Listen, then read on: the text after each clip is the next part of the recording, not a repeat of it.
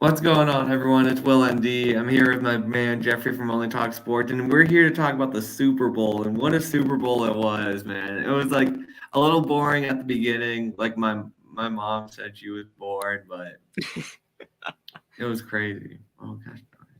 Yeah, I guess some people just have to have tons of offense for it to be, an interesting Super Bowl. No, I mean, it could be some chaos, some defense, going on out there. I mean, because really the offense, especially for the 49ers, it wasn't that bad early on. Then they kind of stalled a little bit, but then you had the turnovers, the mistakes, and that's what kept the points off the board. Specifically with the big one. We know that play with the 49ers, when the ball hit the foot, that changed the game, because if that didn't happen, that would not happen in 100 other Super Bowl games between these two teams. You can replay this matchup over and over. That would not happen again. That shows you how one game, it's just one game, anything can happen, and that, changes the outcome. That's why people say 8 out of 10 times this team would win. I think that the 49ers would win 6 or 7 out of the 10 times against the Chiefs, but the Chiefs won this particular matchup, and things went like that. So, yeah, I would say overall that, it wasn't boring to me. I thought it was a very interesting game, but I don't have to have games in the 30s or 40s for it to be super interesting. And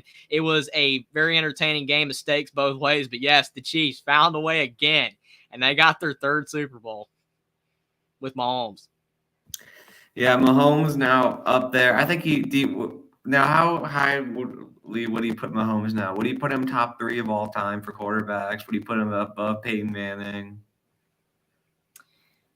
I mean, it's tough because his career is short compared to those guys. So obviously, all of the stats are not there, compared to those other quarterbacks. But going off his trajectory and the fact that he has won 3 Super Bowls and how impressive he has been, he's moving up the ladder. I mean, I've seen people already saying it's Brady and then it's Mahomes. He's the second best of all time behind Brady. And I'm like, I don't know about that. I mean, there were so many good quarterbacks throughout history, and the era was different then too. I know that people get sick of the eras thing, because a lot of people use that argument with LeBron versus Michael Jordan, because you could say, well, Michael Jordan played in a different era. It was tougher back then. The fouls, it took a lot more to get a foul call than it is today. Plus, there's better, treatment for injuries. Guys sometimes miss games, to prevent injuries, the load management, which some people say that doesn't work. I think it's been proven that it really doesn't, but that sort of thing. So it's like, the diets are better. Everything's better for athletes today. And like basketball. So people say, well, that's why Jordan's better than LeBron, to use that argument. Well, with football, it's kind of similar. Like, football's not the exact same sport it was 30 years ago. Like, it's more offensive oriented. It's more spread out. It's more beneficial to running quarterbacks. Like, back in the 80s, if you tried to take off and run, you were going to get your head blown off. Like, it was terrible, right? So I think that there's a lot of differences between Mahomes and some of those older quarterbacks, like Troy Aikman, Joe Montana, those type of guys. But then when you kind of compare people like Peyton Manning and Drew Brees, who play more recently, I mean, I don't know. Like, Mahomes is definitely in the top 10, I would say, for accomplishment, especially with the 3 Super Bowls. But he still has to play at a high level and keep winning and just continue to show, like, I can be a long-lasting QB. I can play into my mid to late, 30s, because he's a different type of quarterback. He does use his legs. Will he still be really good when he gets older? And if he is, he'll definitely enter the top, 2 to 3 conversation. But I think for now he's on the more of the bottom end of the top 10, but that's only because of the fact that he hasn't been a quarterback in the NFL nowhere near as long as those other guys. Mm-hmm. Yeah, I agree. It's early, but you never know. He could be up there. Now, with the 49ers and Kyle Shanahan, like, how much of this do you put on Kyle Shanahan? Because he choked away the 28-3. He choked away the last Super Bowl against the Chiefs. Now he choked away another Super Bowl against the Kansas City Chiefs. I mean, I think the thing that's so funny about it, though, is that people bring up the Atlanta Falcons, right? When it he was there. It was his fault. If they would have ran the ball more, they probably would have won the game. I know, but like, it's because of the fact that now he's got this reputation of he can't win. It's starting to, it happens all the time. Like we saw with Dak, right? Like as a quarterback, when he first entered the league, Dak's good. He's overperformed his 4th round pick, projection as a quarterback. No one was really expecting him to be all that great. But then it's like, well, now Dak, we expect more from you. You're making the playoffs, but you keep losing. So then he has that label. Josh Allen, if he continues to lose, will get that label. Other quarterbacks are going to get that label if they don't do it. And it's the same for coaches. People didn't talk about Belichick in a poor way when he kept winning with Brady. Obviously, after Brady, they talk negatively about him. Andy Reid is getting that reputation now. Like, for the longest time, how many people said Andy Reid can't win? Andy Reid can't get the big one. Well, now he's got 3 of them. And now everybody thinks Andy Reid's fantastic. So see how narratives shift. All Kyle Shanahan has to do is go out there in the next year or two, win a Super Bowl, no one's going to care anymore. But it's the fact that based off what he's done already, and the fact that he has lost as a OC and as a head coach, all these Super Bowls, there is something to be said about that. With Atlanta, that was historically bad with Atlanta. The thing that makes it bad for me is that he's blown 10-point leads in each of the Super Bowls. Yeah. I'm 100% with you. And again, the Atlanta one was really bad because that should not have happened. I remember watching that game. It was so funny because, I was, there was a bunch of people watching the game with me, man, and half of them wanted Atlanta to win so bad, right? And, I was more on the camp, go Brady. I was just kind of kidding around. I didn't really care to him. And I was like, go Brady. He's going to come back and do it again. And they were like, no, he's not. It's 28-3. And then Brady goes out there. The meltdown was unreal, in real time. No one broke a TV. No one broke a TV like some fans we've seen have done recently. The rage is unbelievable. But yeah, Shanahan, that was a terrible look. Very terrible look. And then he goes to become the head coach of San Fran. And then that game, man, in 2019, what in the world? The 49ers, they were up by 10 in the 4th quarter. And then the game just flipped. And then a lot of people blame Jimmy G, but it's but Shanahan got some blame too. But then now it's okay. You've got this talented team. You're going out there and you're putting on the field Christian McCaffrey, Brandon Ayuk, Deebo Samuel, George Kittle. It goes on and on. Jennings is good as well. This offense. Trent Williams on the O-line. The fullback's good. Mm-hmm. The literal fullback is good for the 49ers. And then their defense, all that talent. I said it over and over, and people got so frustrated when I kept saying it, especially Chiefs fans. The 49ers were the better team. They were. The only difference is that Mahomes was better than Purdy. He is a better quarterback because he's got the experience, he's got the mobility, he's got just everything going for him. He's got those baseball type of throws. He's unbelievable. But the 49ers are the better team, and they were winning this game. And then just certain things. This game, I don't know if you can really blame Shanahan as much, because of the fact that the foot's not his fault. You can't blame any coach for the foot. That was just totally fluky. It is what it is. But I will say that there were moments where the play calling was poor. They got for moments between the 2nd and the 3rd quarter, and I don't know if you saw this, Will, but they kept throwing the ball downfield. George Kittle, there were several routes where he was going 20 yards downfield, and he wasn't even going to get. There's no way he was going to catch the ball. And the 49ers work a lot better when you're throwing screen passes and you're doing more dink and dunks, underneath stuff, and then you can kind of go over the top. But I just felt like they got away from what was working for a while. And then once the Chiefs took the lead, they went back to what worked. But then, unfortunately, it became too late because then they let the Chiefs get all the way back. Game goes to overtime. And then why didn't they defer at overtime? That's what I don't understand. Well, did you see, though, that a lot of 49ers players claim that they didn't know the rules? Do you believe that? I don't know. Because that's that's Shanahan's fault for not telling them the rules. That's more to put on Shanahan. Shouldn't they already know that themselves, though? Shouldn't they already know? Shouldn't they have been aware of this months ago? Because that's my whole thing. I don't understand how in the world that you could just not know. It doesn't even make any sense to me. But Shanahan, he's getting that reputation, which is very unfortunate. I don't think you can blame him all the way for this loss, like you basically can for the Atlanta one, and you could basically make an argument for the one back in 2019 when they played. But this year, there was more things at play that you can't really put the blame on him. We already know Buckeye Mike, appreciate you being there. Shanahan needs to be fired.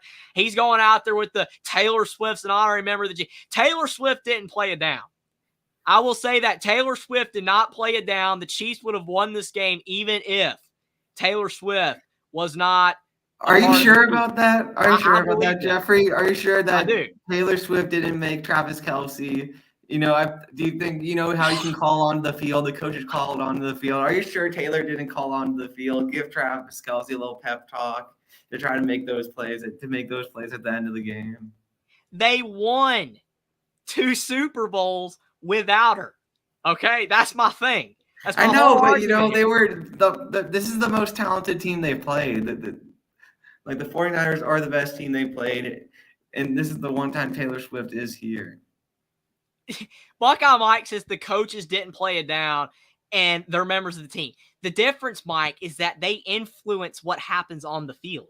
Taylor Swift is in the booth. She didn't play. Hummus Hero says she didn't play, but she used her Illuminati. Mm-hmm. That caused Moody to miss the PAT. But see, that didn't matter, though. All the 49ers had to do was not make the other mistakes that they did. The extra point wasn't even really like the most important thing. Yeah, it played a role because it played a role. It was important. It was important, but that wasn't the ultimate reason that they lost the game. I mean, there was a lot of other factors there. But, I mean, the main question at hand is, are the 49ers the new Bills? Or any of the other franchises that have gone multiple times in a row without winning? Because you know this team's going to get back there again. They're going to go far in the playoffs again. There's too much talent. They're not going to blow this thing up. But do you think, Will, that this team with Shanahan at head coach, they're never going to get it done? Or do you believe that they still have a chance to win one?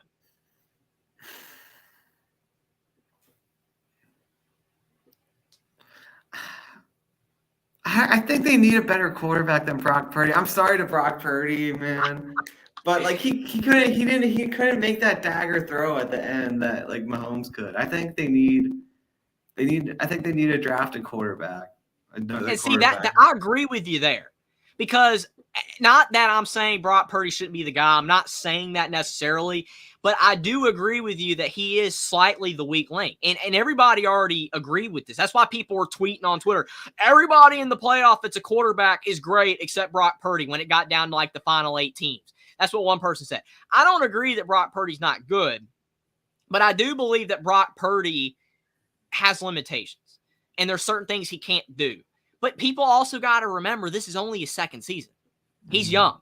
He could get better. I know that like the odds of him getting significantly better aren't great, but it will be kind of tough, though, for the 49ers to, say, draft somebody and hope that they're going to be the guy over Brock Purdy when a lot of these guys – which I don't even – okay, Buckeye Mike saying Brock Purdy needs better weapons. Okay, I don't even understand what that means because he's got like the best team around. The best though. I mean, he has the best weapons in the league. Yeah, he can't get any better. But that's my point. Like a lot of the guys that are really good on this team, they're older guys. Now, I'm not saying they're old, but Kittle's been in the league for years. McCaffrey's been in the league for years. Not as long, but you know, running backs have a shorter lifespan. Deebo Samuel, he's always getting banged up because of his physical nature of play. So if you draft a new quarterback, all those guys are going to start declining by the time that quarterback even hits their peak. So you're either stuck with Brock Purdy or you're going to have to go out there and get a quarterback and trade for him. And I don't know how that's going to work because you're going to have to give away something to get a quarterback that's going to be better than Brock Purdy. So they're kind of stuck with, do they have to give away something to get a better quarterback than Brock Purdy, or do they just go with Brock Purdy? Yeah, Buckeye, this is absolutely insane. Not true. Mahomes got the best weapons. Okay, name one person on the Chiefs' offense is better than any weapon that the 49ers have. There's not one. Maybe Travis Kelce with Kittle, that's comparable. But other than that, no. There's not a wide receiver on the Chiefs that's better than any of the main 3 receivers that the 49ers have. 49ers have the best offense in the NFL. Ravens are close. Lions are close. No one else. Chiefs aren't there. Mahomes was better than Purdy. That's the only advantage that the Chiefs had. The defense for the Chiefs was better too. But I think that you are right, Will, that they are stuck in just kind of a rut here with Purdy. Like, what do they do? I mean, do you think they should just get rid of him and trade for a guy, or do you think they should draft a guy? Because I don't think they should draft a guy because, like I said, it's not going to work with their timeline. Do you think they could trade up for Caleb Williams? But do you think Caleb Williams is going to be what some people think he's going to be? Like, a lot of people think Caleb Williams could be like almost as good as Mahomes eventually. And then other people don't think that he will. A lot of people think that he will be average or, not elite. I mean, are you of the camp that he's going to be, like really good, like one of the better quarterbacks in the NFL in a few seasons? I mean, I think his ceiling with like Shanahan developing him can definitely be up there with the Allens and the Burrows. Maybe not quite to Mahomes, but I think he'll be up there.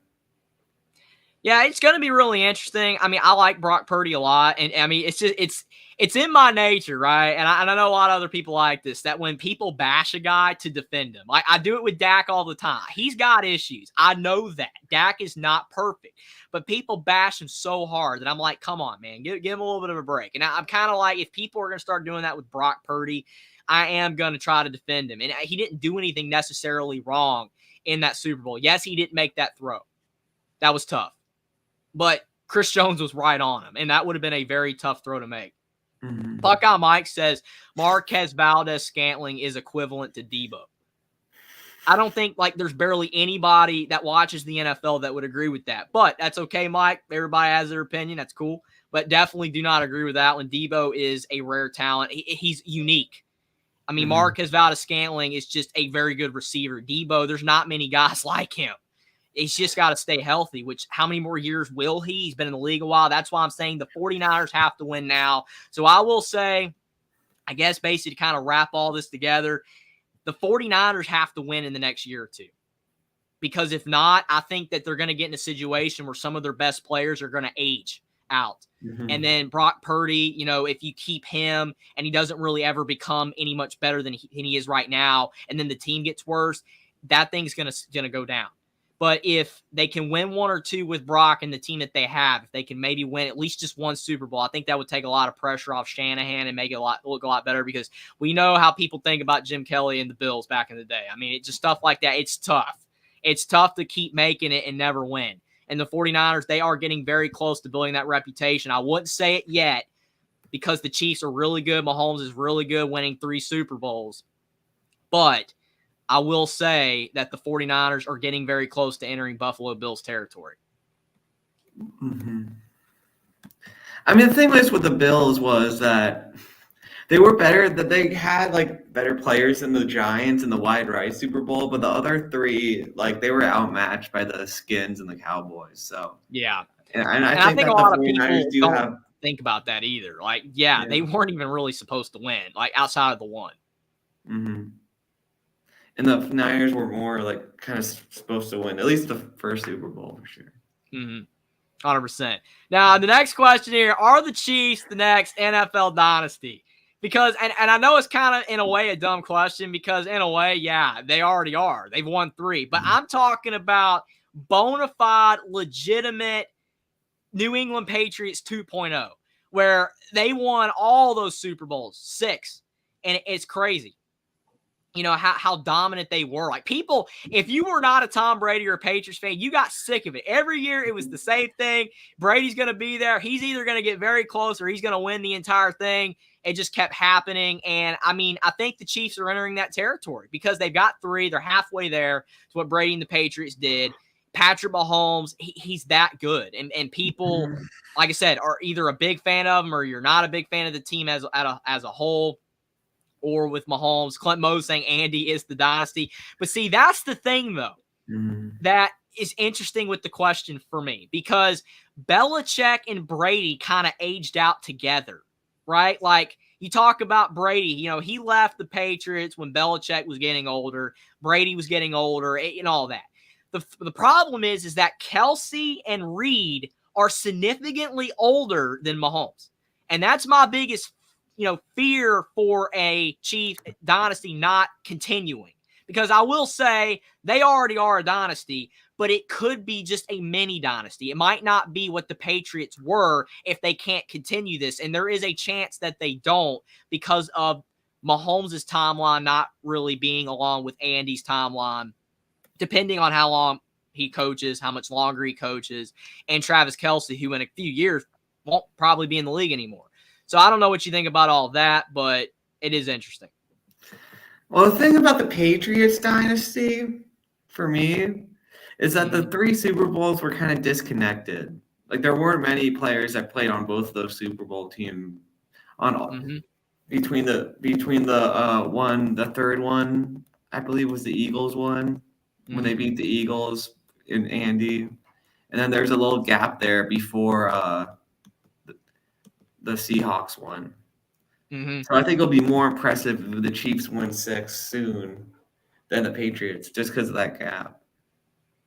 Yeah, that is true. I mean, it's just I think like a lot of people just think of it as a dynasty because of how dominant that they were, and basically how every single year they made the AFC Championship game, kind of like how the Chiefs have. Like they just kept doing it right over and over and over, even if they didn't win it all. And yeah, there was a gap, and there were different players. Like you talk about earlier in the era, you had Randy Moss, and then later in the era, you had Randy never won a Super Bowl. Yeah, but still, like it was the beginning of them becoming, what they were, is what I'm saying. I know they never won a Super Bowl, but he didn't, but with the Patriots. But I'm just saying that it was the beginning of what they were doing. And then it just continued with the next players they had. And then it ended with Gronk and Brady and Belichick and all that. And it started off with like Ty Law and Teddy Bruschi, and then it ended with Gronk. Yeah. And I just see this is to Gixxer Squid's point. He says, I don't think the Chiefs are a dynasty yet. It's hard to compare the competitiveness the Patriots had to overcome at the time compared to KC now. Well, I mean, that's an interesting argument because I would say that the NFL is very competitive right now, too.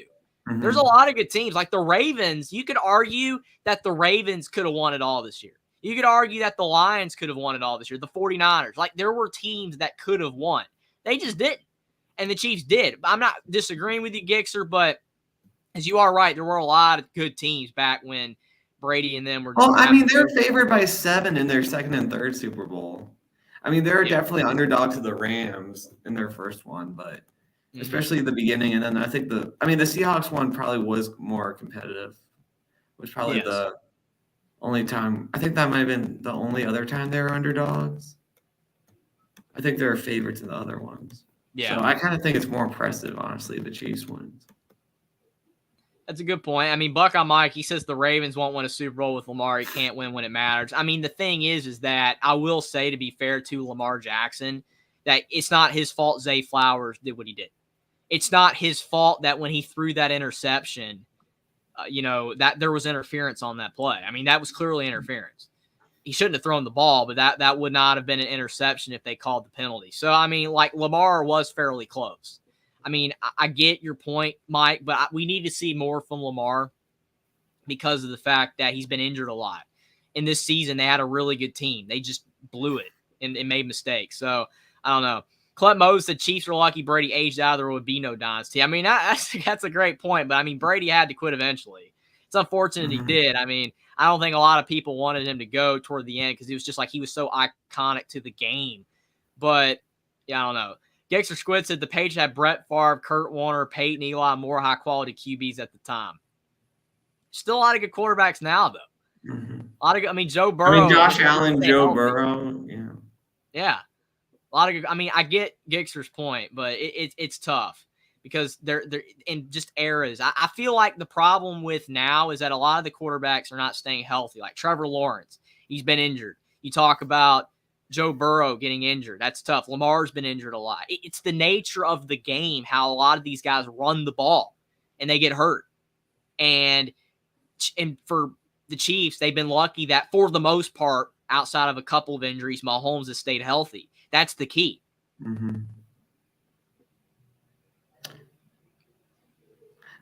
Yeah, I mean, I don't know. Like, look at Gixxer. I mean, I don't know. Like, I'm not going to make an argument against like Payne and Eli, but I mean, Kurt was really a product of like Larry Fitzgerald and a product of those talented receivers that the Rams had. And people can make an argument like with Matt Ryan because he had Julio Jones. I mean, there's a lot of examples of that, right? I mean, Carson Palmer did better at the end of his career with the Cardinals because he had Larry Fitzgerald. Like, a lot of guys are made better by the receivers they have. Like, clearly Brock Purdy's made better because of who he has around him. That's why a lot of people are just calling Brock Purdy Mac Jones, but with an offense. I mean, that's what people call him. I think Brock Purdy's better, but again, to be fair, you're comparing Mac Jones, who has nothing around him, to Brock Purdy, who's got the best offense in the NFL. A lot of people would argue. So yeah, it's tough. It really is.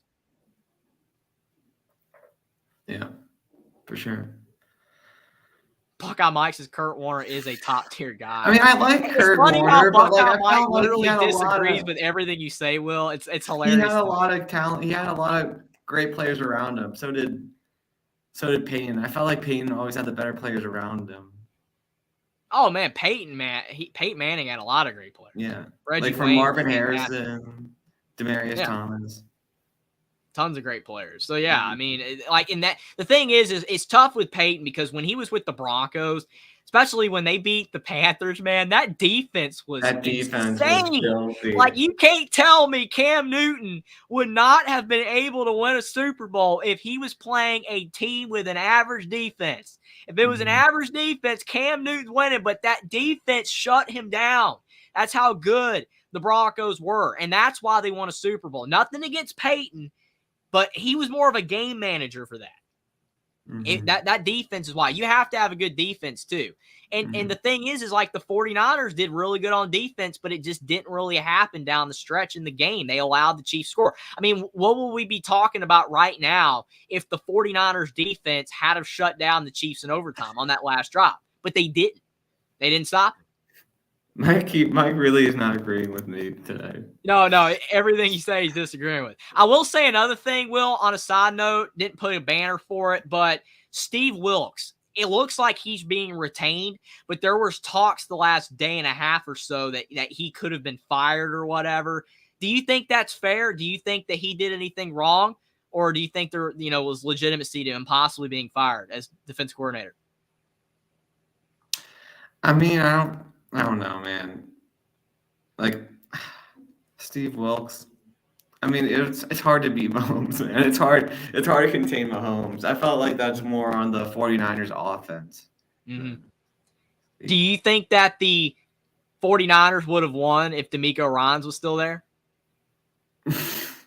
I mean, I know we're getting a little dicey here with these questions, but I mean, they are legitimate. Legitimate question. Maybe. I mean, I don't know how sorry, much I have to. made, but Moose, there's more longevity to Notre Dame's offensive line than like Michigan right now is a better offensive line, but like longevity, like since like 2012, Notre Dame has been consistently up there with offensive line. Michigan is just getting there with offensive line.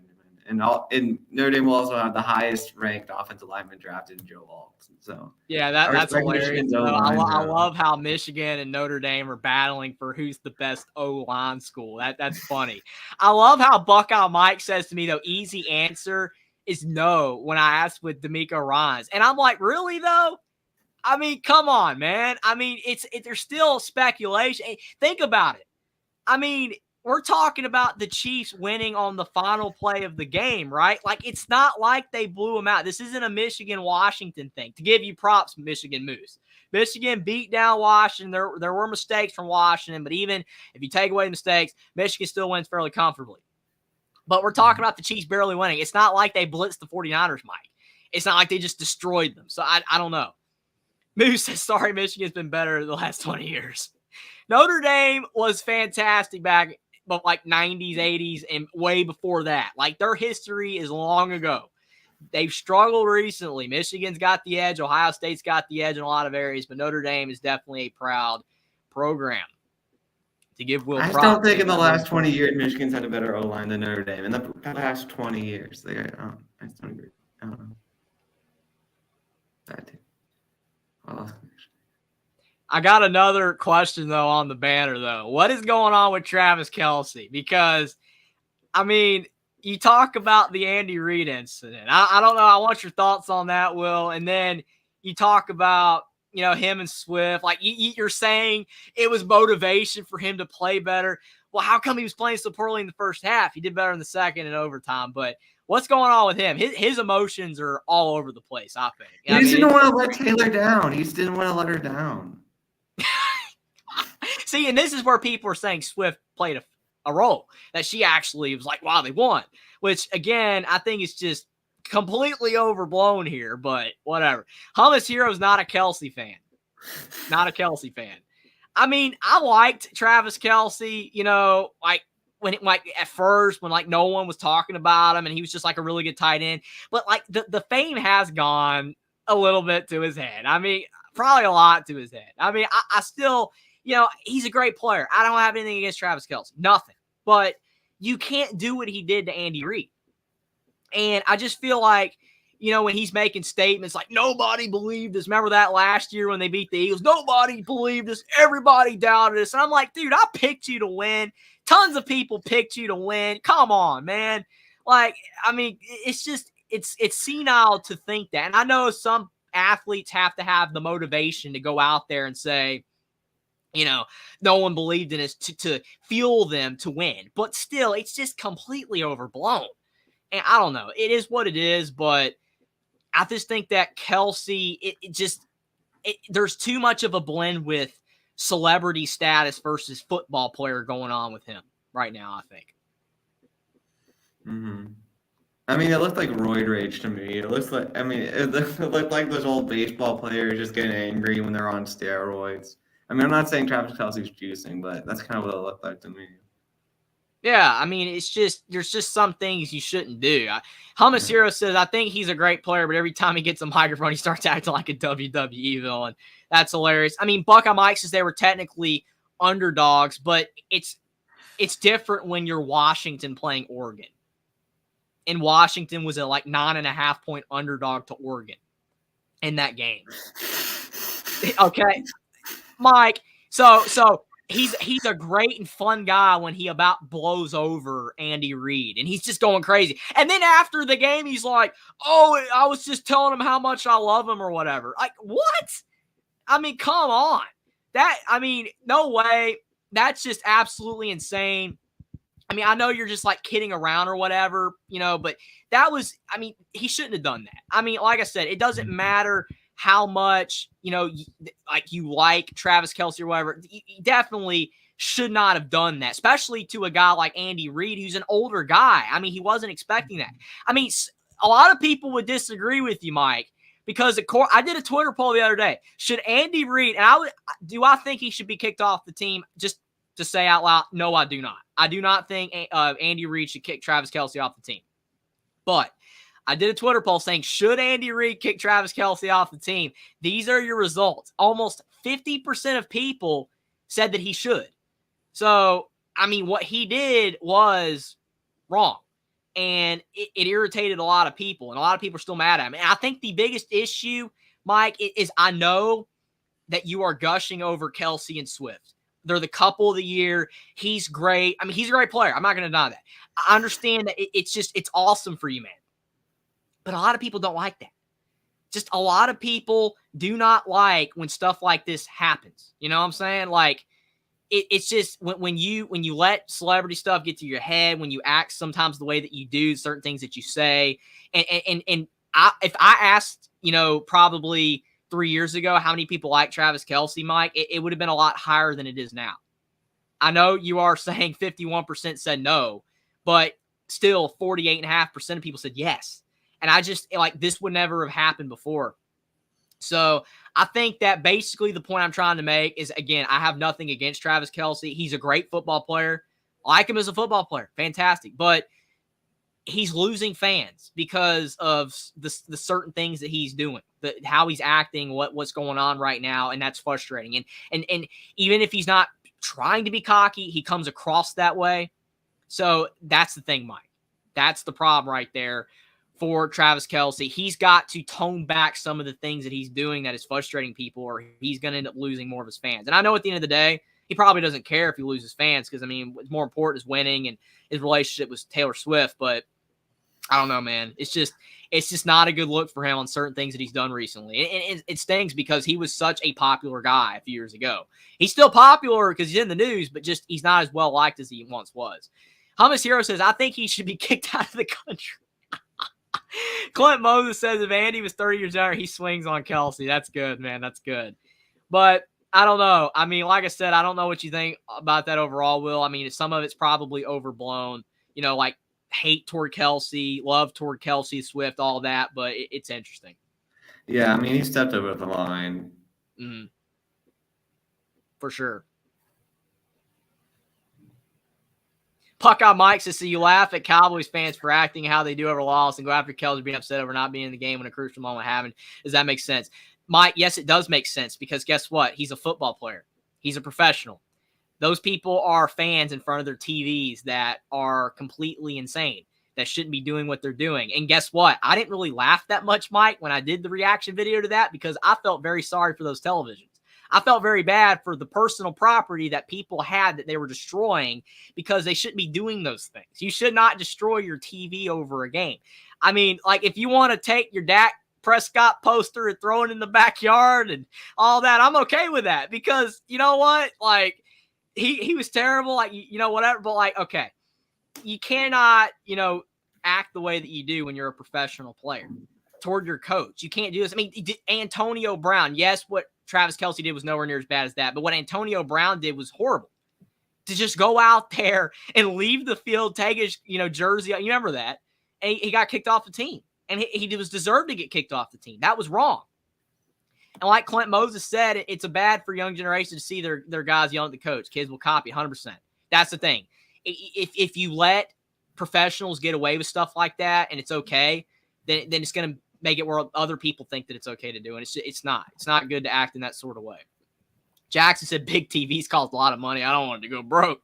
For sure. I mean, that's my thought process. I never break my TV over a game. It's like, I don't want to pay for another TV.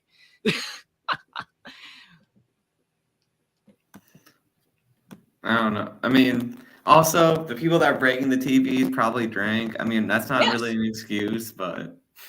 I mean, it is an excuse, if like you completely lost it, but it's not an excuse because it shows you the type person that person is for actually drinking, right? That much to the point where they would lose it. So like you should stay under control. I mean, it's absolutely insane. Yeah, 100%, Mike. Posters are different than TVs. That was kind of like my point. Like there's nothing wrong with that. But yeah, it's funny too. I was just fans are insane. My brother deleted all social media said love some cryptic moral. That's over the top. I will say that is over the top for sure. Again, fans are crazy. Fans are crazy. I would not do half the stuff people do.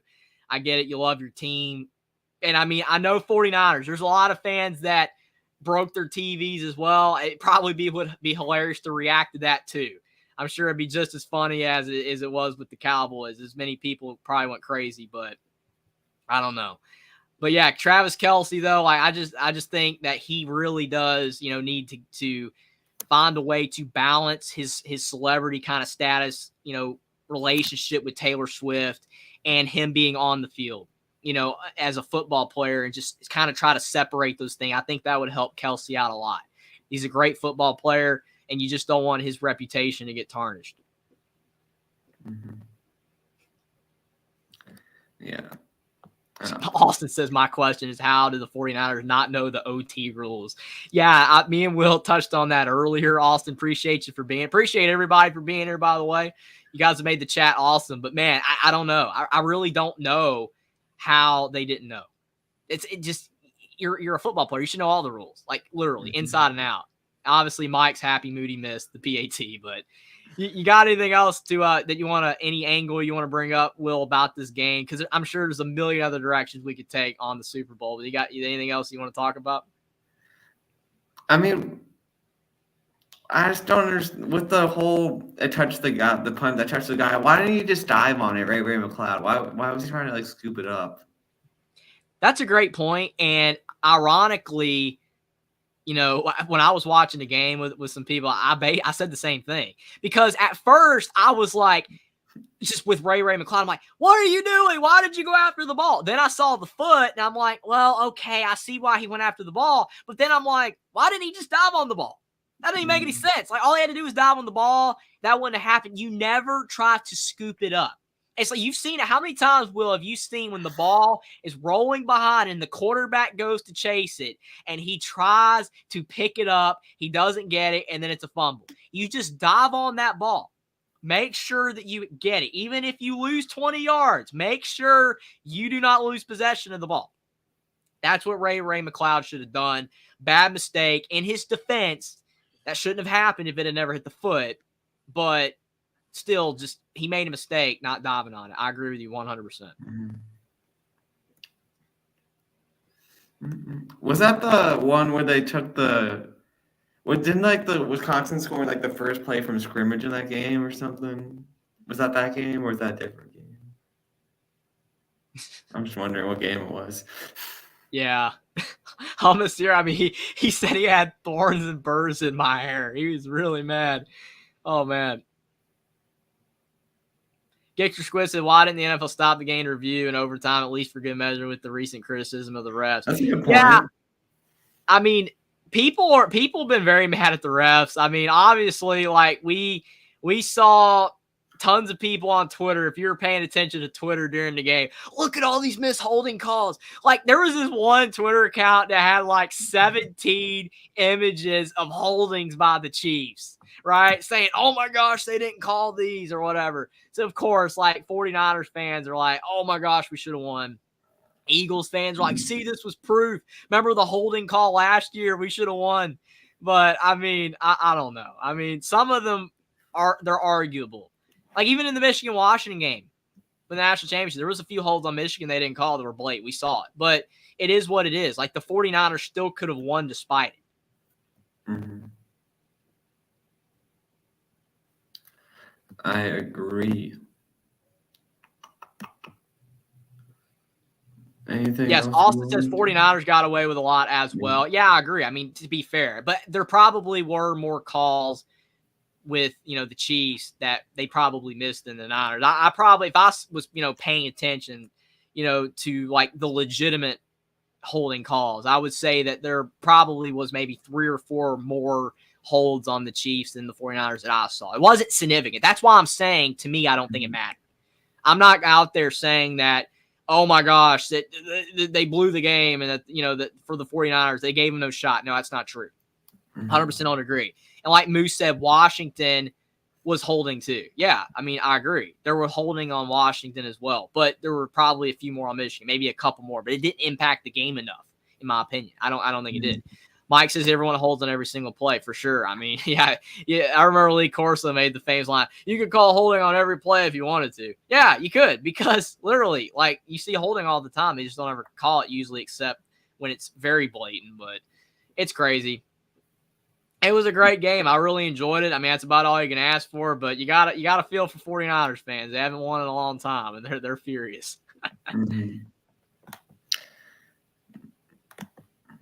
I mean, though, as a Commanders fan, I would want the success that the 49ers would have, man. Like, we've had nothing. Oh, yeah. I mean, it's looking kind of dire for the Carolina Panthers right now. I mean, like, oh, man, they made 2 Super Bowls. That's so great, because as a franchise that's newer to do that, it's unbelievable. Then you look at the fact that they haven't made the playoffs since 2017, and it looks like there's nothing good happening in the near future right now with how poor they are. So, yeah, it looks like the Panthers are in the Commander's boat, Will. Like, it's I mean, I was too young to see their last playoff win in 2005. I was too young to remember it, man. Like, yeah, I mean, at least I was able to see Cam Newton in the Super Bowl, but, like, I just don't know if that's worth it, man, if it's going to be like 15 years between playoff appearances for the Panthers. If it gets that dire, like, you rather have consistent, sustained success than having a couple years where you're really good and then the rest of the time as a franchise you just stink, right? Like, I feel like that's the difference. The Commanders have been bad for too long. The Lions were bad for too long. So many of these teams, man. So, yeah, the 49ers, they don't have it that bad. They just haven't won in a long time. All right. Well, do we want to touch on the happenings with UCLA? Yeah, we can really quick. Sounds good to me. It's crazy on Mhm. that whole little mini carousel. Like the coaching carousel was done, and then it's like, nope, you got the Bill O'Brien news, him going to Boston College, and then you had Chip Kelly going to Ohio State, be the OC since Bill O'Brien left, and then you now have Deshaun Foster to be the new head coach of UCLA. I mean, there were some names in there, PJ Fleck, Pat Narduzzi. I don't really know how many of those were legitimate options or anything. Like, I don't really know, like, if they really would have even considered the job. But yeah, they went from within. Deshaun Foster. That's a tough job. That's all I could say for UCLA. That's a very tough job. Mm-hmm. Like, do you think that UCLA cares about college football? Well, I mean, they kind of need to care about college basketball right now because their Right. basketball team isn't doing all that good. I mean, they've been doing a little bit better recently, to be fair. I think they've won like their last 4 games or whatever, but still, you talk about UCLA being a blue blood, or a lot of people say an old blood because they haven't won since the 90s, but they have the most national championships in college basketball because of what the success they had way back when with John Wooden in the 60s and 70s and all that. But the thing is that their basketball team isn't doing that good either. And like they're going into the Big Ten now. And I have no idea if they're going to be able to have a lot of success in either sport right now with the way things are going. Obviously, I think they could have more success in, basketball because like the Big Ten doesn't really have any juggernaut programs outside of Purdue winning in the regular season. But like Zach Edey's going to be gone after this year, so maybe they can win. But their football team, how are they going to win in football when you've got Ohio State, Penn State, Michigan, USC, Oregon, Washington, Wisconsin, all these teams? I'm not seeing it. I did ask on Twitter, do you think Deshaun Foster's a good hire for UCLA?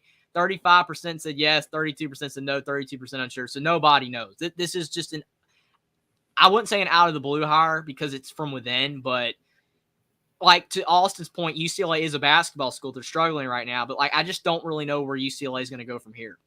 I mean, like UCLA had some good years with Jim Mora, so it's possible to win at UCLA. I mean, definitely. I mean, they've got the money, I would say, to win enough. Man, they got the money, but I don't know.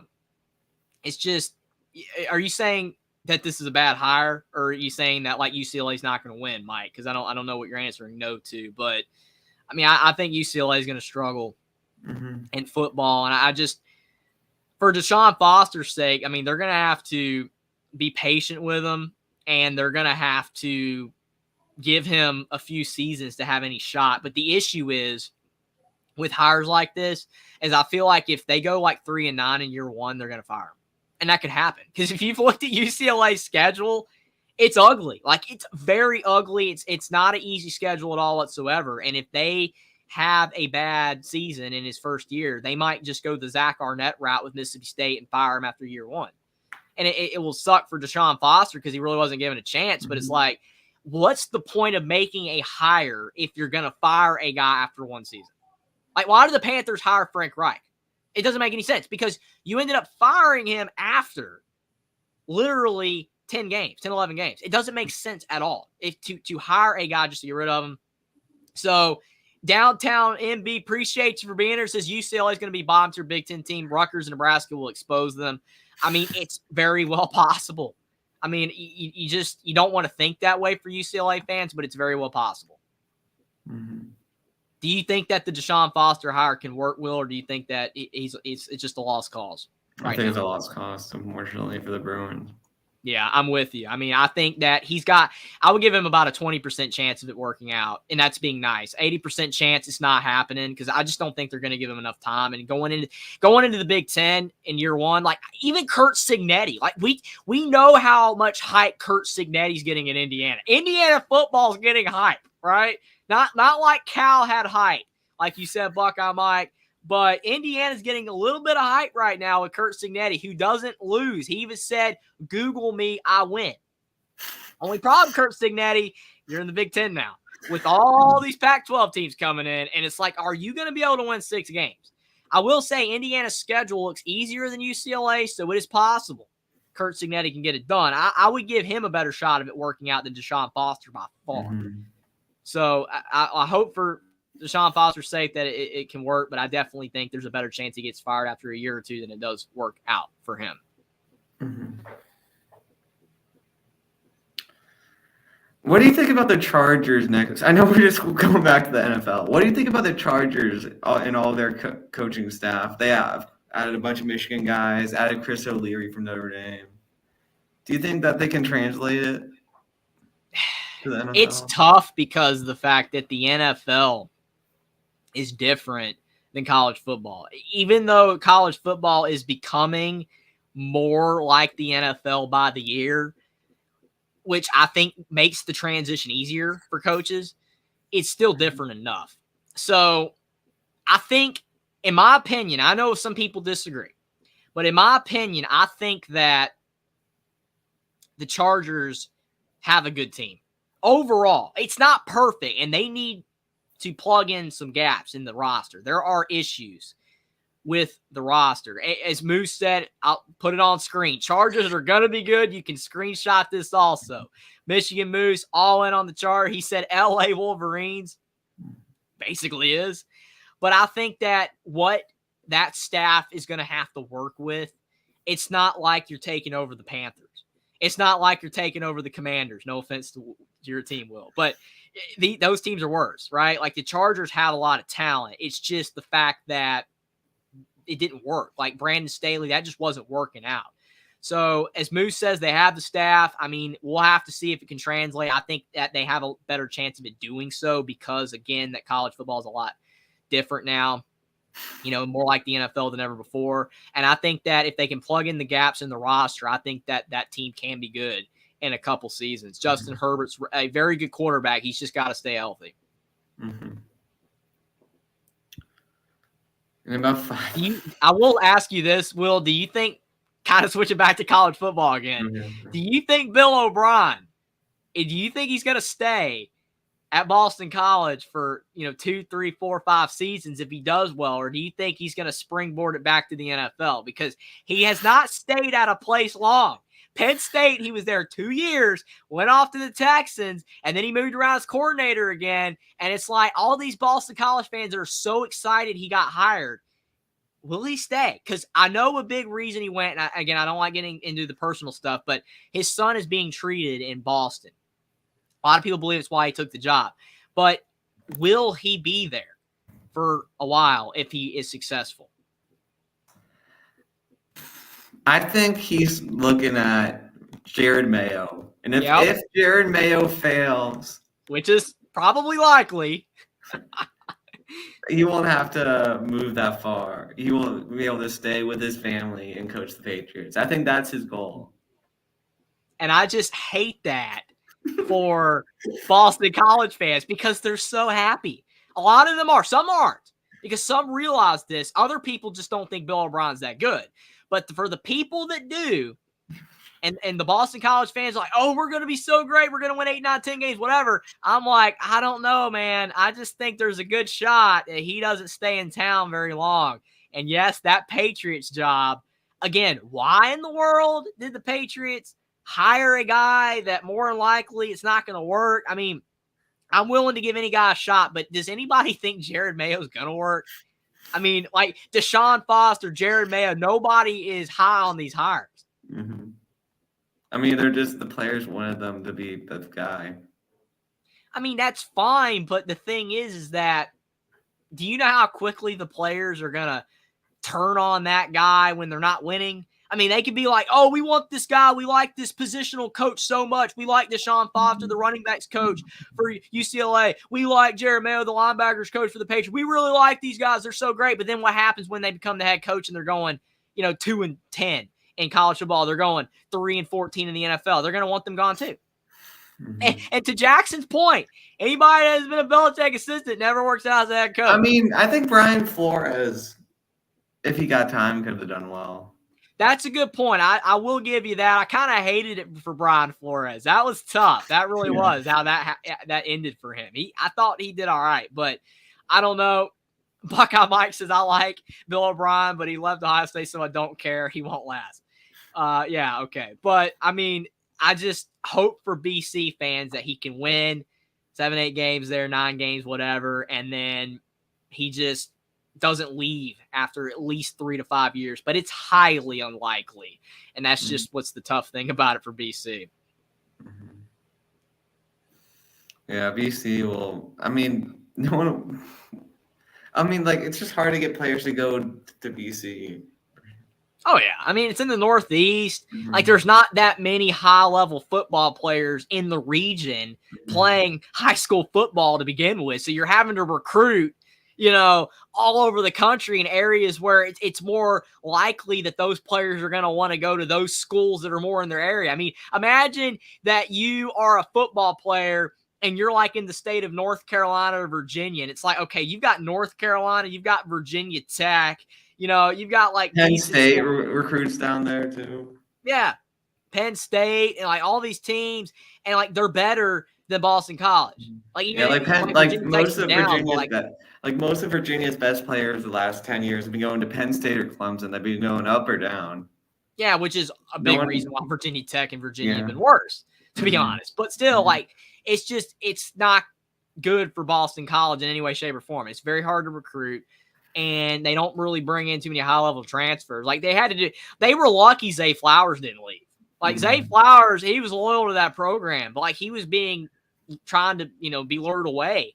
He didn't leave, but yeah, and it just like Phil Dracovic couldn't stay healthy. Like if Castellanos can't, like if he gets injured in the future, they're just done. Like he's good. I think he has potential, his talent, and he didn't get hurt. But yeah, it's a tough job at BC. The only thing that makes it not too bad is that the ACC has a lot of teams that aren't very good, so there's potential for them to win. But like I said, if Bill O'Brien wins, he's probably gone. So either way you go, like if he wins, BC screwed, and if he loses, BC screwed. So like it just doesn't look good either way. Yeah.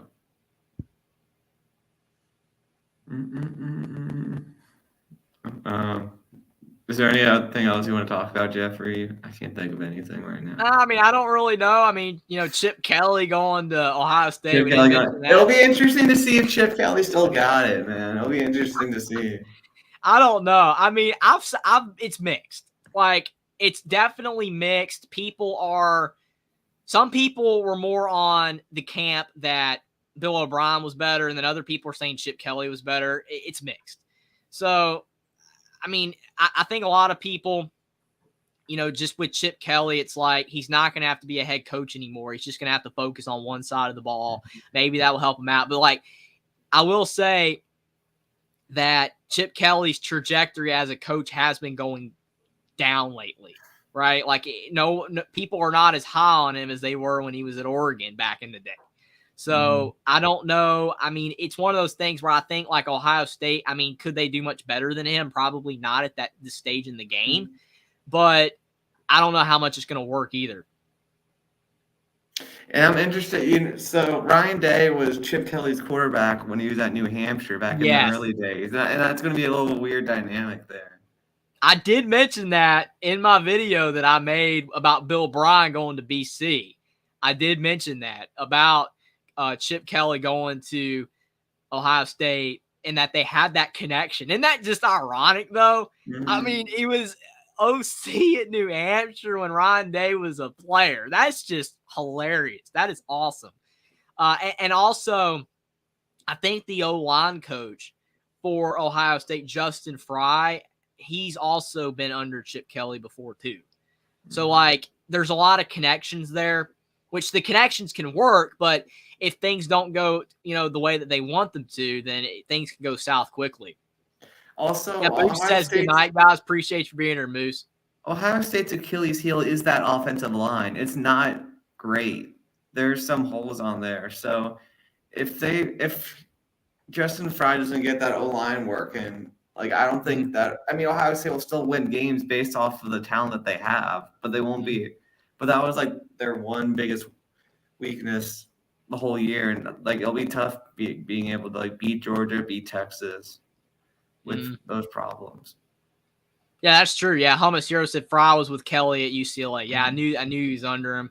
So you're absolutely right. But it's crazy though. I mean, like you mentioned, like the O line. I mean, I couldn't believe with Judkins, leaving Ole Miss, right, going to Ohio State, and I'm like, he said something in the nature of, I want more touches or whatever, and I'm like, you're gonna be sharing the backfield with Travion Henderson. Like, what are we doing here? This doesn't even make any sense. Had to be an NIL thing. I mean, come on, like no touches and need more carries or whatever. He got plenty of carries at Ole Miss, but yeah, I mean, their backfield is going to be great with Judkins and Henderson, but they have to have a good O-line too. I mean, like O-line play is so important in football. You have to have a good O-line. I mean, people are like, Bryce Young's terrible with Carolina, but like the O-line stinks. Like, what do you expect? So, I mean, definitely you have to have a good O-line. If Ohio State wants to win a national title next season, an O-line being improved would go a long way in helping them achieve that, because they've got a lot of talent on offense again, and the pieces are there possibly, but the O-line's got to be better. And Chip Kelly has to have a good offensive scheme. I agree for sure. Yeah, Mike says Trey's injury-prone. Judkins comes in, so there's no fall-off from when Trey inevitably gets hurt. Well, I mean, maybe if Henderson isn't having to run as much, that will make it where, he doesn't get hurt at all, maybe. But like you said, to your point, he has been hurt a lot, so he could get hurt, and then Judkins will help in that regard. So, yeah, it's very well possible. All right, one more idea I have is to do a little reaction to Mark Schlebeck's way too early top 25. Okay.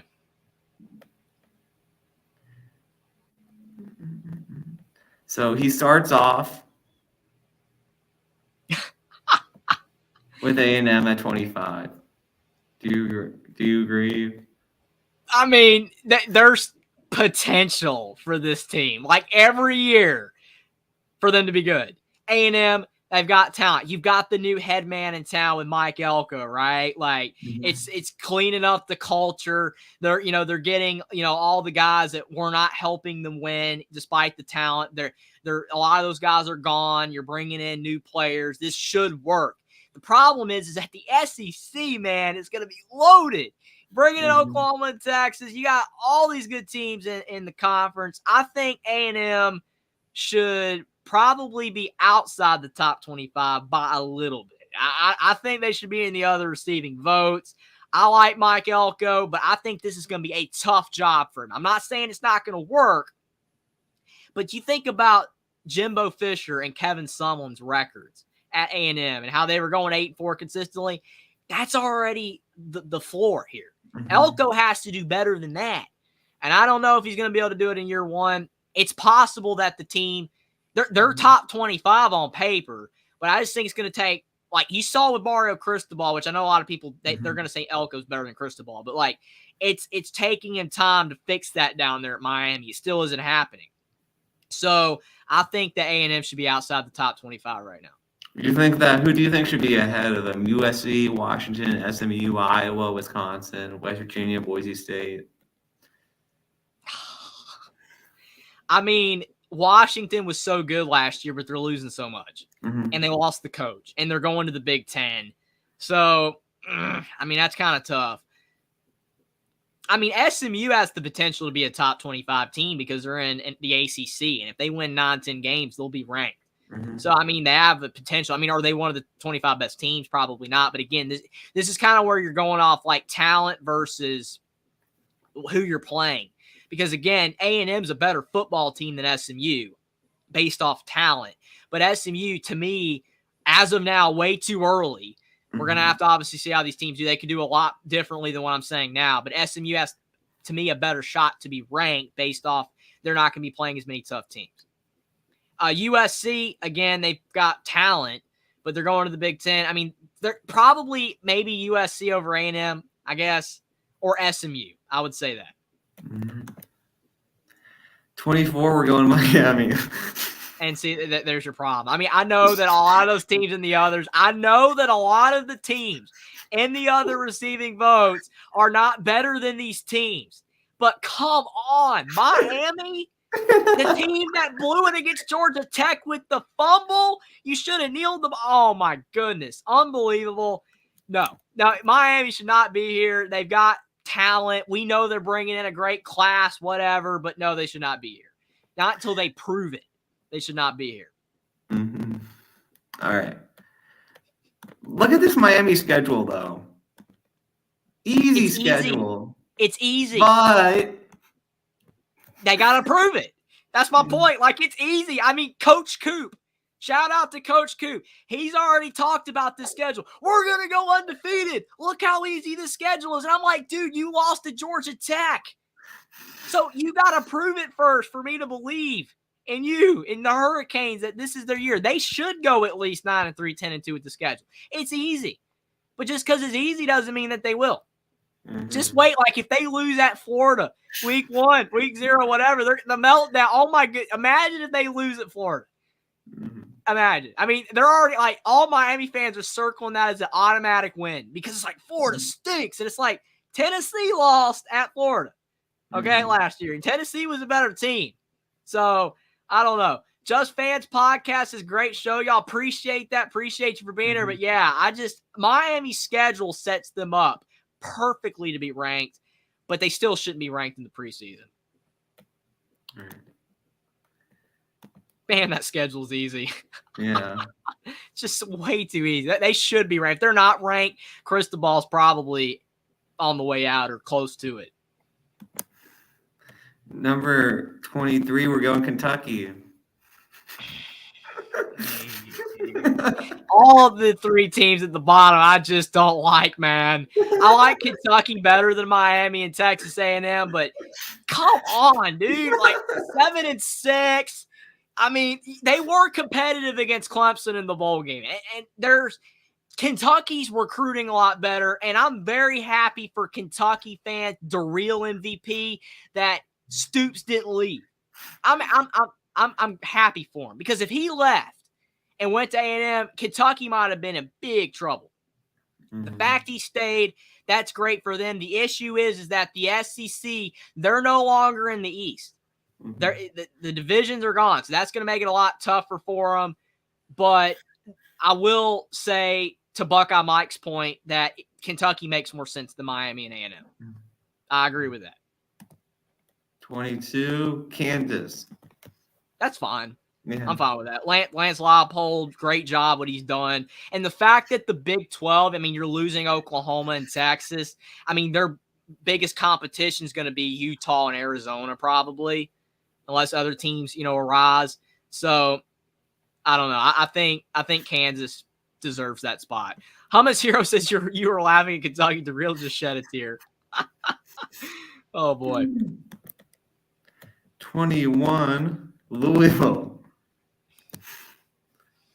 Well, I mean, to be fair to Austin, if he's still watching, Louisville had a good season last year. They just didn't play anybody for the most part. The win over Notre Dame, very, very, very impressive. But still, like Louisville, I mean, they were not as good as what a lot of people thought they were last year. But again, they're in the ACC. They're not going to have the hardest schedule in the world. And Jeff Brom, to be fair, has brought in talent through the portal. Ja'Cory Brooks, if he can refigure it out, he could be great. Very talented guy. Just didn't really work out at Alabama, except in that game against Auburn on the road 2 years ago. But Tyler Shutt, he has to stay healthy. He's the key. If he doesn't stay healthy, this isn't a top 25 team. But if he does, I think that the possibility is there. So it's fine. Jeff Brom, they were ranked last year. I guess that's fine. 20, we're going to Kansas State. I mean, Avery Johnson, talented guy, showed a lot in the bowl. I mean, he's got a lot of growing up to do, but he's very talented. So it could work out. Kleiman's a good coach. They're consistent. Again, you do not have Oklahoma and Texas in the conference anymore. So you're kind of dealing with a deal of Arizona, Utah, Kansas, K-State, these type of teams toward the top of the conference. Kansas State probably will be a top 25 team next year. They're losing some good players, especially that O lineman. that's going off to the NFL. He was very good, but I think that they belong in the top 25. 19, we got Clemson. Sure. I mean, Dabo, they're consistent. The ACC is not, the most competitive conference in the world overall. Like, there's going to be a lot of teams Clemson could beat up on. And even though they're not as good as they used to be, because Dabo refuses to use the transfer portal, which I don't understand. Like, use the portal. I respect you for not, but this is why you're 19 instead of being top 5 anymore. But, yes, Clemson should be in the top 25. But they're probably going to have another season where they're not among the elite again. All the Clemson fans, man, on that Clemson channel, they all think they're going 11-1 still. We'll see. So, You never know. They're not in the SEC or Big Ten, so it'll be easier for them to do that, but we'll see. 18, we got NC State. Grayson McCall, it's going to be tough for me with him because, like, his career started out so well at Coastal. They had Likely at tight end. I mean, they had some weapons. That team was just working. Jamie Chadwell had it rolling, and then Jamie Chadwell leaves, and then Grayson McCall's stats decline. And I think that overall, he's just, I don't know. He's been injured some too. So, like, how good is he going to do at a higher level? This is big for Robert Anae, their offensive coordinator. This is a big year for him. See if he can so I just think that we need to find out if Grayson McCall can play at a higher level and can get back to what he looked like under Chadwell. Will he ever look as good as he did again under Chadwell? I don't know. So we'll see. I think that NC State is a consistent program. They're kind of like Kansas State, kind of with Kleiman. They consistently win. I think Kansas State's better than NC State. Obviously, they played each other in the bowl game, and Kansas State won. But NC State's been a consistent 8-4, 9-4 type of program under Dave Doran. So it makes sense for them to be here, I guess. But I think there's a better shot NC State's not ranked at the end of the season than Clemson. Mm-hmm. I would have probably kept A&M, and I probably would have put it in the USC instead of Miami. Yeah, Miami doesn't make sense. I mean, the schedule makes sense because they should be ranked because of the schedule, but they got to earn it first. And we'll talk about Michigan later once they pop up. 17, Oklahoma State makes sense. Gundy's consistent.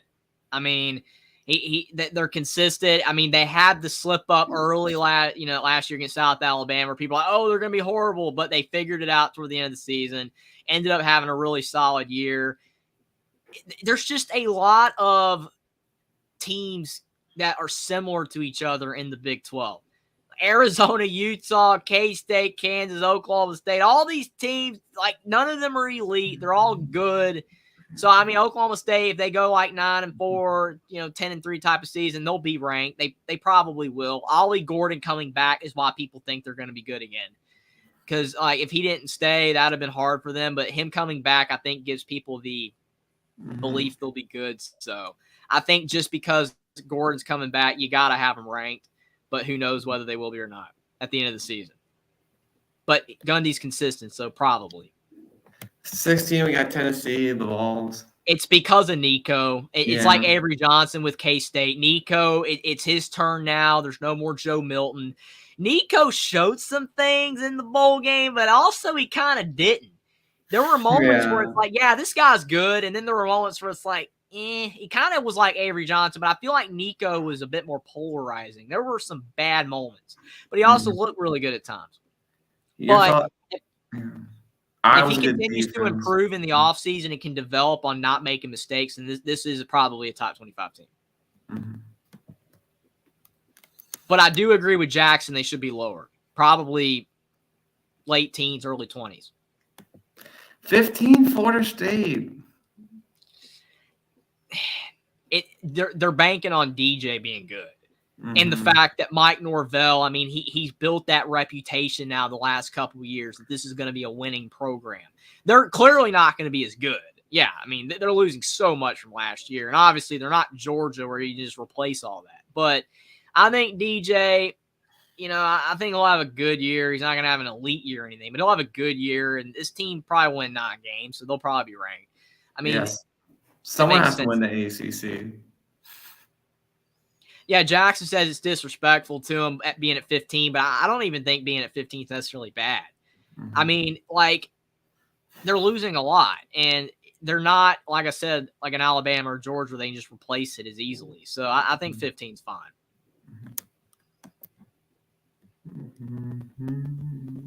Oklahoma 14. This is like another example where I have no issue with it. Oklahoma's got talent, but they're going to the SEC now.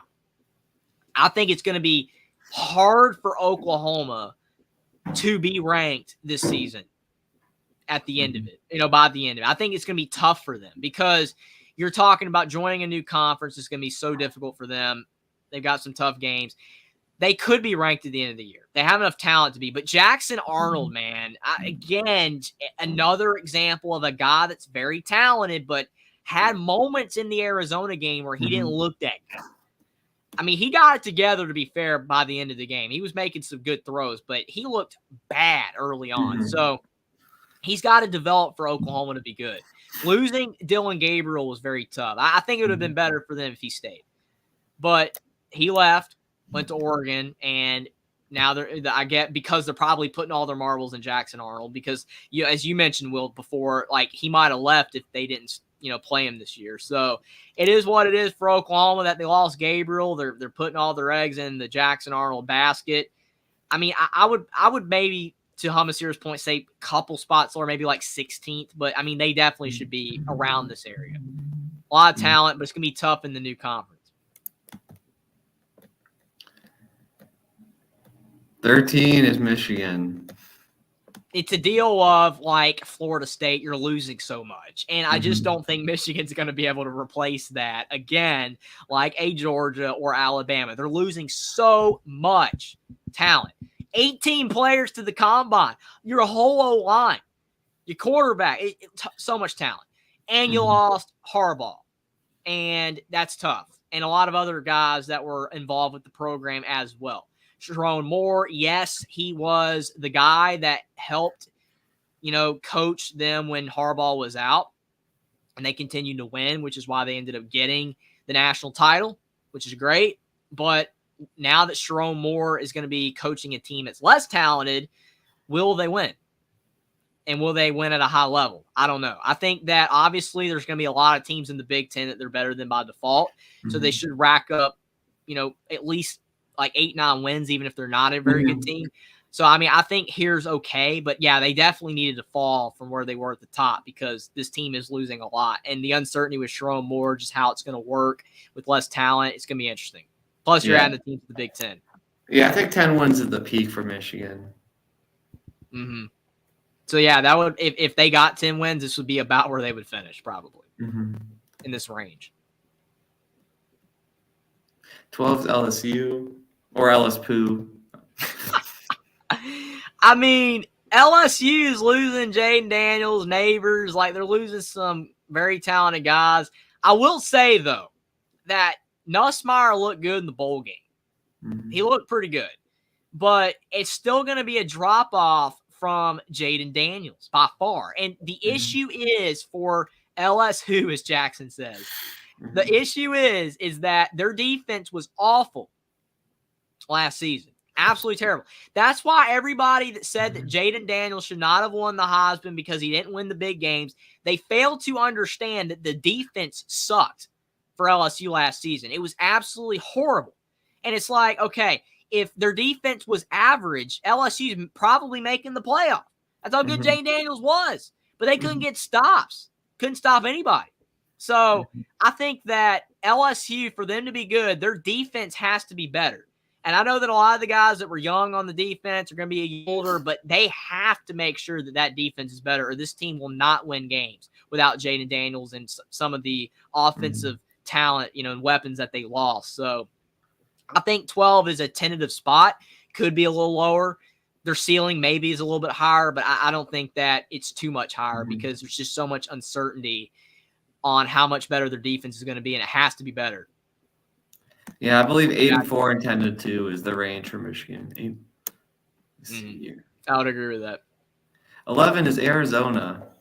I mean, this is tough for me because if Jed Fish was still there, I would be like, yes, 100%, absolutely that they should be right here. Or maybe even 10th or 9th or something like that. But he left. Jed Fish left. And that's tough. The team stayed, though. For the most part. I think they lost. Did they lose 1 or 2 guys? I think they lost like a running back or something to Washington, which was tough. But, yes, they did keep Fafita, and they kept the receiver, McMillan. So that's good. And, I mean, like, I think that there's enough there with them returning and most of the guys coming back. And the fact that the Big 12's not going to be as hard without Oklahoma and Texas. A lot of good teams. The Arizona can't slip up against the Kansas or whatever. But I think Arizona could still be this good. I think I would maybe put them a spot or 2 lower just because of the uncertainty with no Jed Fish anymore. But I think that the team has the potential to be this good because a lot of the guys stayed.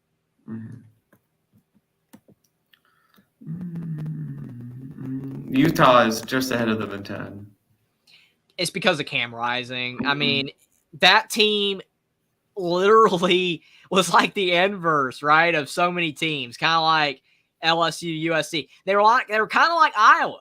Yeah. Utah was kind of like Iowa. Their defense was doing everything it could, but their offense was bad. Now, obviously, Iowa, their offense was bad no matter who was the QB. It didn't matter who it was because the scheme was abysmal. But with Utah, out of necessity, losing Cam Rising for the entirety of the season and having to go with Bryson Barnes and Nate Johnson, it just didn't work no matter who it was. Nate Johnson had talent running the ball, but he couldn't throw it all. Bryson Barnes couldn't run, and he was getting sacked. Except against USC. Except against USC, but everybody does good against USC. I mean, that defense was so bad. But, yeah, I mean, he couldn't run that much, and, like, he was inconsistent passing. So, like, the offense was terrible. But with Cam Rising back, they are losing some guys, but there's still going to be a lot of returners, and it's Whittingham. It's Kyle Whittingham in the Big 12. I think that's fair. I think it's fair.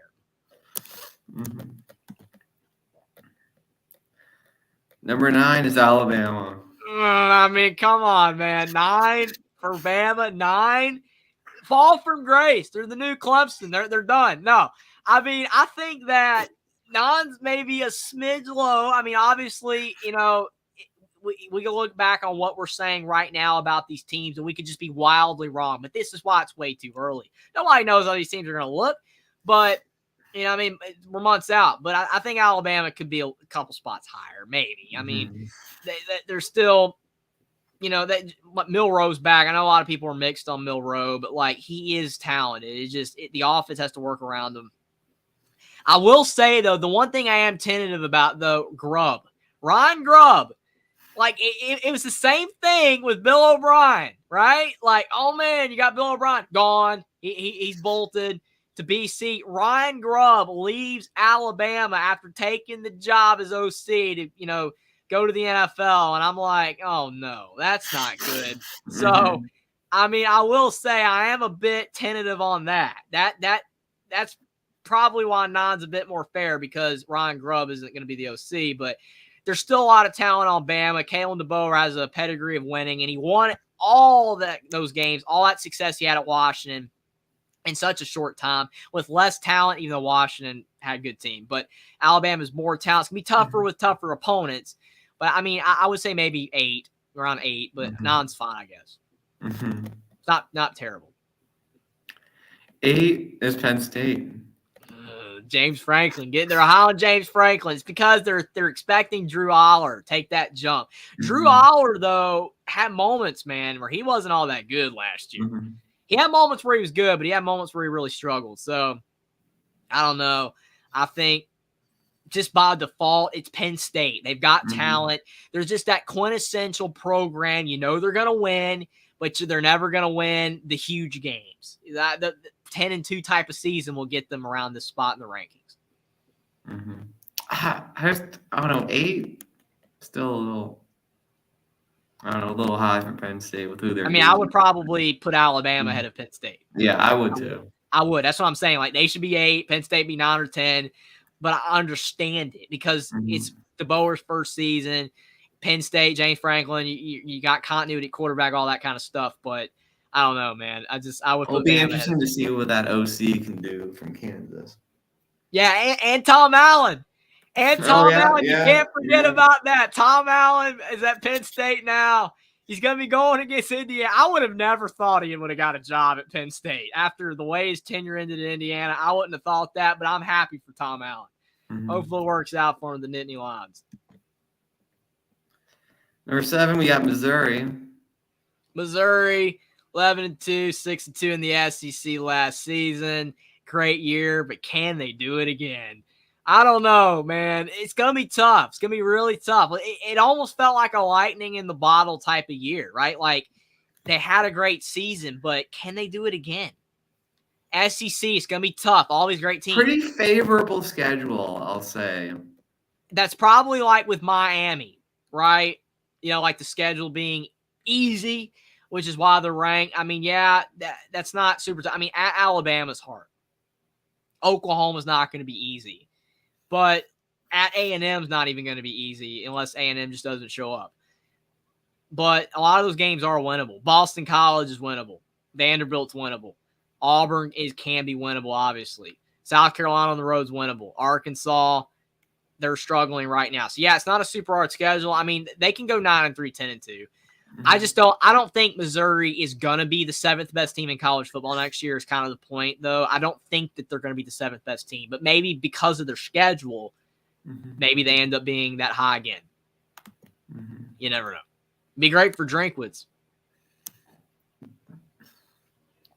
Number 6, we got Ole Miss. That's fine. I mean, Lane Kiffin, I mean, he's building – I wouldn't say a juggernaut because they haven't really been able to win anything super substantial. Like they haven't made the playoff or anything, but like he's building a very good program down there in Oxford. The issue is he couldn't keep Judkins. Man, like I'm telling you, Will, there would have been people arguing for this team being the best team in the SEC next season. There would have been an argument for it. I would obviously say Georgia. Most people would say Georgia, but there would have been an argument for it, especially that they were the second best team. But then they lose Judkins. Their entire offseason was going perfectly. You've got Jackson Dart back. You've got all these guys, these defensive guys coming in through the portal. They're beefing up that defense. Their offense is looking great. And then you lose Judkins. That's tough, but I still understand why Ole Miss is as high as they are. They did get a replacement at running back. He won't probably be nowhere near as good. Yeah, Logan Diggs going from Notre Dame to LSU, now to Ole Miss. I mean, that helps. That definitely helps Ole Miss, but he's not going to be Judkins. There's no way. But if he can just be 60% or 50% of what he did, you know, is good, then maybe Ole Miss can be this high. I understand it, though, because Lane Kiffin's doing a great job. But I would have been a lot more willing to put Ole Miss here if they had Judkins. Number 5 is my Fighting Irish. Now, I'll let you take this, Will. Notre Dame. Why they should be number 5? This is the season for Marcus Freeman. We got Mike Denbrock as offensive coordinator. We got Riley Leonard, who I think Riley, if his throwing develops, can be a Heisman finalist. Like I think Riley, they were beating Florida State before he got hurt, and no one beat Florida State last year with their full team. We got the transfer portal receivers.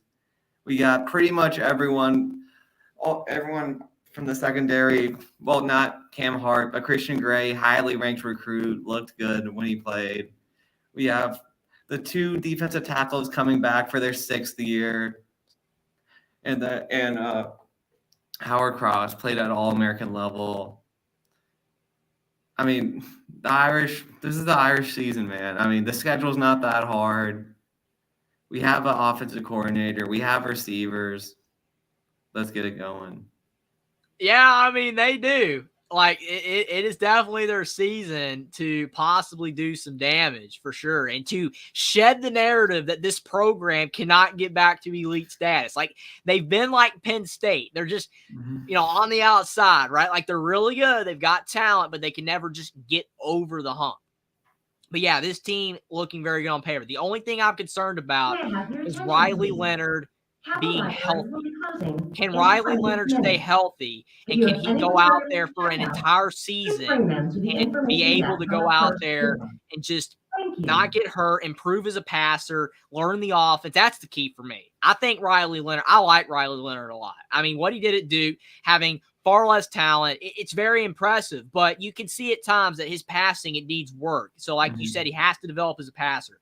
But if Notre Dame is going to let him use his legs, he cannot get injured, because if he does, this tanks the season. It would really lower Notre Dame's ceiling. So they need a healthy Riley Leonard, and they need him to develop as a passer. And if they can do that with the added talent they have at receiver, like you said, because it's there, this team should be better than last year. The schedule is favorable enough for them. This team should be a playoff team. We got a 12-team playoff, should be a playoff team. And you never know. Maybe it's Notre Dame's year to get a title. You never know. I'm not saying it's going to happen, but the possibility is there. So the fact Notre Dame's in the conversation, kudos to the Fighting Irish. Would you have had the Irish at this high? I don't know. I mean, I would probably have Notre Dame maybe like 6 or 7, but I understand 5. There's a lot of teams with question marks. Like Alabama has question marks. I understand why they aren't higher, because of the fact that, there's a lot of things we have to figure out, like whether they're going to be able to make it work without Saban, and like, is Milroe going to work under, the new offense this season, whatever. Just a lot of things. Like, you're replacing a lot of talented guys. Michigan's going to be worse. So, Notre Dame, the potential is there for them to be almost all of the important contributors are coming back. Like, so many guys are coming back. Whereas other teams are losing a lot of guys, like Bama and Michigan. That's why, in Washington as well. All these teams that were good last year aren't returning these guys. Notre Dame is. So, yeah, I would say, again, Notre Dame has the potential to be the 5th best team. I would maybe go 1 or 2 spots lower for now, just because Notre Dame, it's like you have to prove it kind of deal. You got to prove that you can be this good, but they can possibly be this good. With Riley, I mean, if he could get the passing together, feel like he'll be similar to Jaden Daniels. Like, maybe not quite as good, but like he can be like Mike Denbrock was the offensive coordinator for Jalen Daniels, goes over to Notre Dame. I don't know. I can see this offense really doing well, and the defense. It's going to be tough to be Jane Daniels. I mean, Jane Daniels was really good. Yeah. Of course, Jason thinks that his Seminoles are going to beat the Irish. Yeah, that's funny. I'd mark Notre Dame's got Notre Dame as a loss. Can't remember who they play, though. Yeah, you know who they're playing. You know who they're playing. Appreciate you for being here, Jason.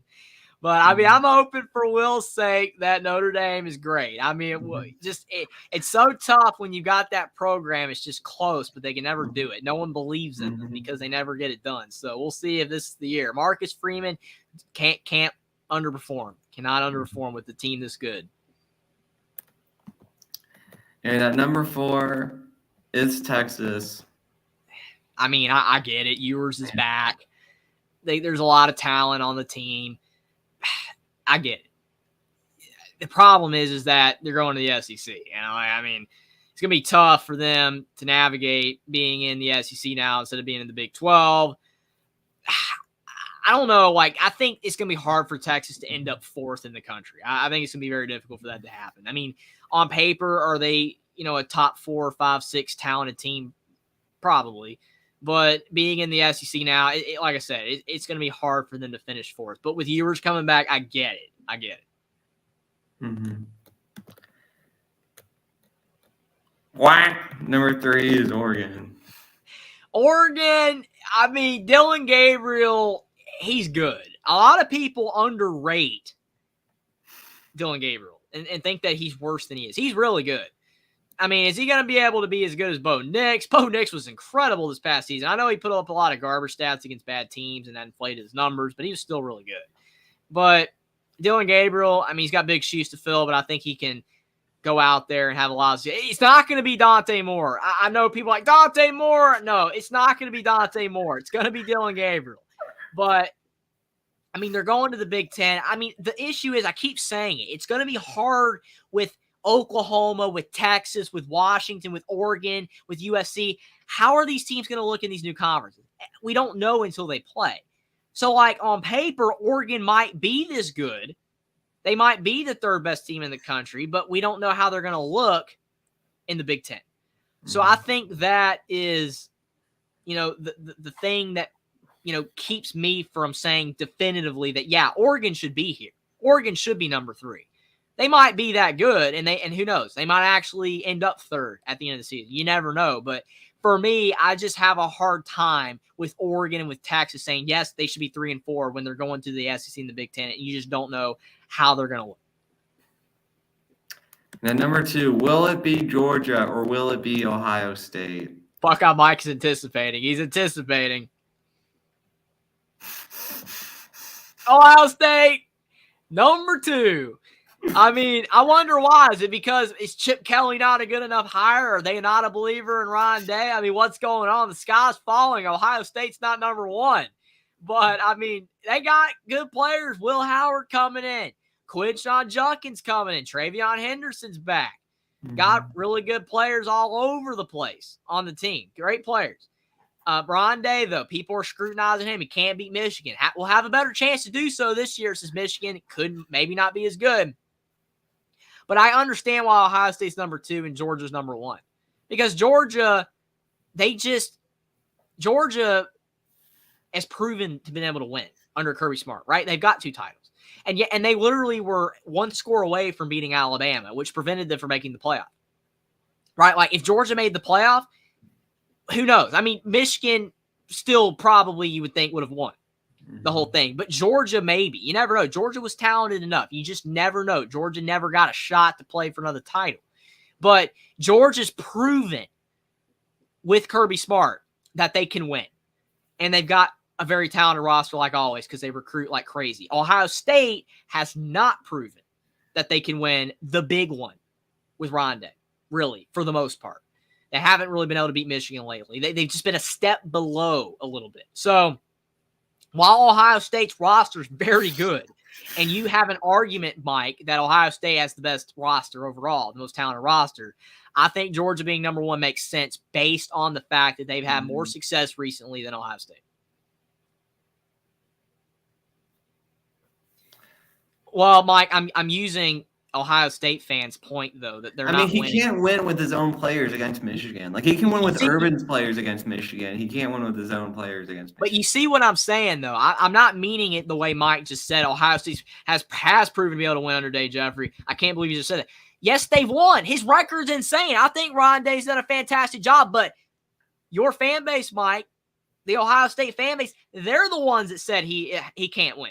I'm just repeating what your fan base is saying. That's not what I'm saying. He has won.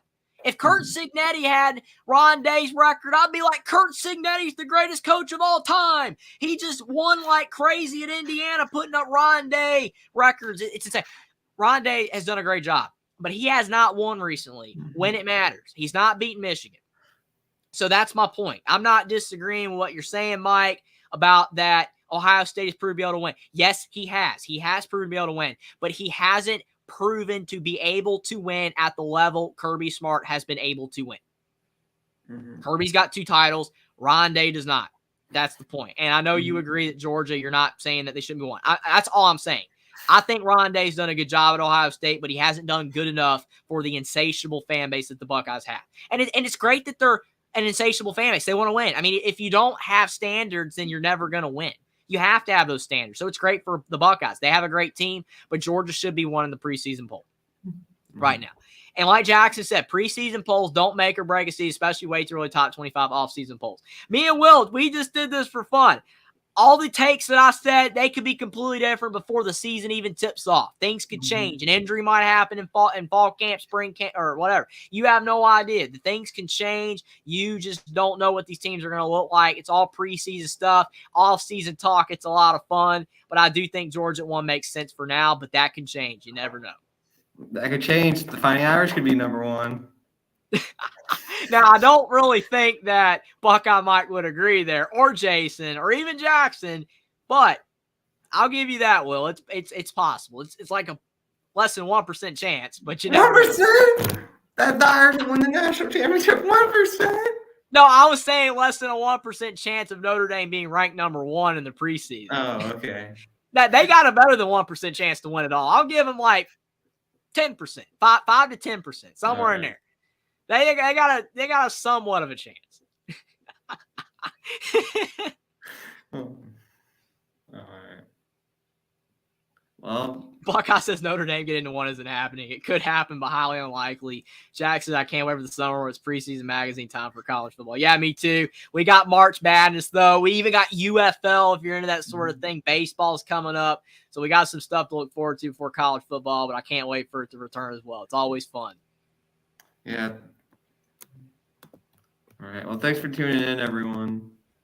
Yeah, thanks everyone for being here. Like the streams down below. Subscribe to Will's channel and mine if you want to check out more of our content. Appreciate everybody for being here. It was a lot of fun talking about the Super Bowl and all the aftermath of that. It was definitely a lot of fun talking about college football as well. And definitely can't wait to see what happens as we get further and further to college football season. Yeah, Jason says Stephen Jelly's going to lead Notre Dame to a championship if he doesn't transfer to Syracuse first. That's hilarious. That is definitely funny. And Mike, obviously, he's looking forward to the UFL. He's going to be back talking about that, so that's going to be cool as well. But definitely thanks as well, Jackson, for plugging Will's social media as well as mine. Really appreciate that. Follow and subscribe there as well. Appreciate that. But thanks, everybody, for being here. It was a lot of fun. And we'll definitely have more streams and shows coming up soon. Thanks for being here, everybody.